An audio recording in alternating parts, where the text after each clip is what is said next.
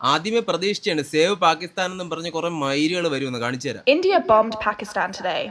It specifically bombed civilian areas and it specifically targeted civilian infrastructure, and then it very deliberately told the media that it was targeting terrorists and terrorist infrastructure and terrorist areas.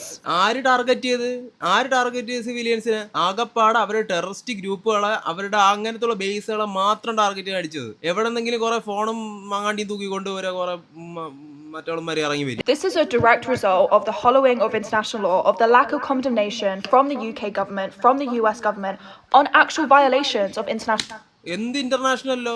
ആര് violate ചെയ്താ? ആര്? India violate ചെയ്താ? ഇത് Pakistan violate ചെയ്ത കാര്യമൊന്നും പറയാനില്ലല്ലോ. നമ്മുടെ ആൾക്കാരെ പിന്നെ നമ്മൾ വെറുതെ ഇരിക്കുവോ?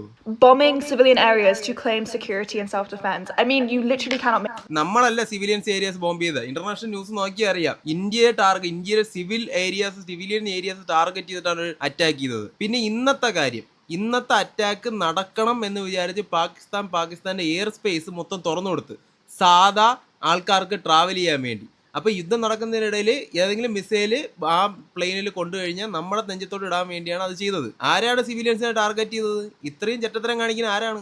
International law lost all meaning and all purpose the minute that we as the international community allowed... We as the international community എന്ന്. നിന്നെ ആര് ഇന്റർനാഷണൽ കമ്മ്യൂണിറ്റി കൂട്ടി? As the international community, that we as the international community... എവളാര് international community കൂട്ടിയത്? എവളെ terrorist ആയിട്ട് കൂട്ടണം?